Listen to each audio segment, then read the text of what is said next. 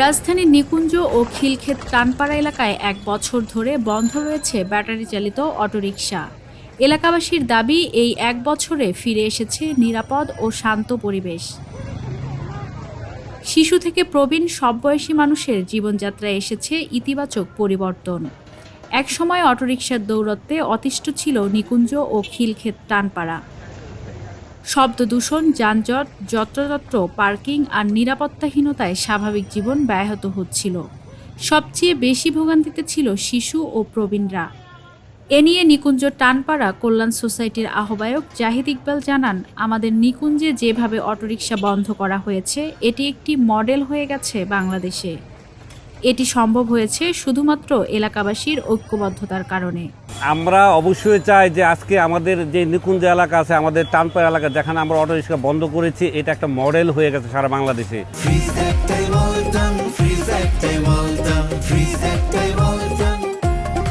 গুলশানে ১ থেকে ১.৫ দিন এই অটোরিকশা বন্ধ করেছিল, তারা কিন্তু সেটা ধরে রাখতে পারেনি।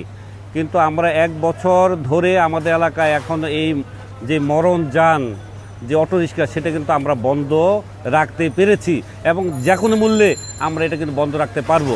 অন্য অন্য এলাকায় যারা আছে, যারা এই মরণ যে অটোরিকশা আছে, এটার যে নেতিবাচক দিক আছে, এটা দুর্ঘটনায় যারা পতিত হচ্ছে, আমি তাদেরকে বলবো আমাদের এই মডেলটা দেখে আপনারা চেষ্টা করেন যে আপনাদের এলাকাতে সকল জনগণ মিলে এই যে মরণ যান আছে, এটা আপনারা বন্ধ করতে পারেন। আমি মনে করি এলাকাবাসী ঐক্যবদ্ধ প্রচেষ্টা সেটা অবশ্যই সম্ভব।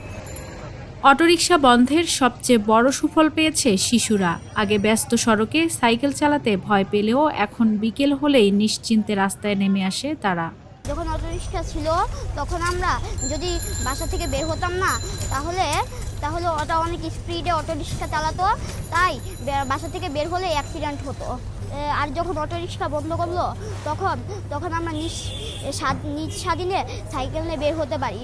এই যে আমার সাইকেলটা দেখছেন না, এই সাইকেলটা এখন যদি অটোরিকশা থাকতো তাহলে আমি এখন এই সাইকেলটা চালাতে পারতাম না। শুধু এলাকাবাসী নয়, স্বস্তি ফিরেছে প্যাডেল চালিত রিকশা চালকদের জীবনেও। তাদের ভাষ্য, অটোরিকশা বন্ধ হওয়ার পরে আবার যাত্রী বেড়েছে। অটোরিকশা বন্ধ থাকাটা ভালো আমার হিসাবে।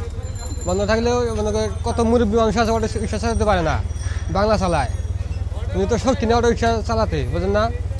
উনি মুরব্বী করে পক্ষে বাংলাদেশে ভালো, তাতে যাত্রী করেও আরাম হয়। কত যাত্রী আছে মনে করে পড়িয়া যায় অটোরিকশা থেকে, কতদিন পড়িয়া যায়, যে চালায় চটকে পড়িয়া যায়। এর আগে কটা মারা গেছে অটোরিকশা দিয়ে এই জায়গাটি। এখন আলহামদুলিল্লাহ ভালো আছি। তো অটোরিকশা না চালাই ভালো, কারণ আমাদের মতো গরিব মানুষদের অসুবিধা হয়ে যায়। সারাদিনে ইনকাম হয় না 500, বর্তমান কি 500-700 থোয়া যাইতেছে। অটো যারা চালায় তারা অনেক সময় আমাদেরকে চাপ দিয়ে করে আলাই দিয়ে সমস্যা সৃষ্টি করতে চায়, ওদের ইয়াটাই আলাদা।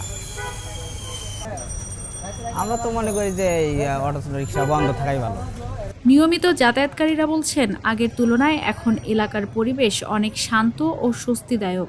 এখন কোনো শব্দ নাই, কোনো অটোরিকশা নাই, কত ভালো লাগছে। হ্যাঁ, চলাফেরাতে যাওয়ার জন্য অনেক ভালো। 1 বছর উপরে হয়ে গেছে আমাদের অটোরিকশা বন্ধ হয়েছে, আমরা খুবই ভালো আছি। এলাকার লোকজনে খুবই ভালো অবস্থানে আছে, ছেলেমেয়েরা বিকালে বের হচ্ছে, সাইকেল চালাচ্ছে, ঘুরছে, কোনো সমস্যা নেই, আলহামদুলিল্লাহ খুব ভালো আছে। আমরা চাই পর্যায়ক্রমে, শুধু আমাদের এই নিকুঞ্জ টানপাড়া এলাকা না, সারা বাংলাদেশে পর্যায়ক্রমে অটোরিকশা উঠিয়ে দেওয়া হোক। তাতে আমাদের সবার জন্য মঙ্গল, আমাদের জন্য মঙ্গল, দেশের জন্য মঙ্গল। মুখ্য হলো আমরা সবাই সচেতন নাগরিক হিসাবে যেন আমরা ভূমিকা নিই। যেমন আমরা খিলক্ষেত টানপাড়া আমরা একটা ভূমিকা নিয়েছি সবাই, এরকম সারা বাংলাদেশে পর্যায়ক্রমে এলাকা ভিত্তিক যদি আমরা ভূমিকা নিই, তাহলে অবশ্যই এটা একটা ভালো সমাধান হবে, এটা বলে আশা করি। সরকার ভূমিকা নিবে, তার ভূমিকা সে রাখবে, তার যে আছে, কিন্তু তারও তো একটা সীমাবদ্ধতা আছে। কিন্তু অ্যাকচুয়ালি উদ্যোগ হলো আমাদের সামাজিকভাবে আন্দোলন গড়ে তুলতে হবে, যাতে সুষ্ঠুভাবে একটা সমাধান হয়। নিকুঞ্জের এই উদ্যোগ দেখিয়ে দিয়েছে, নাগরিক সচেতনতা আর জনৈক্য থাকলে নিজেদের পরিবেশ বদলে দেওয়া সম্ভব। মিফতাহুল জান্নাত, মানবজমিন, ঢাকা।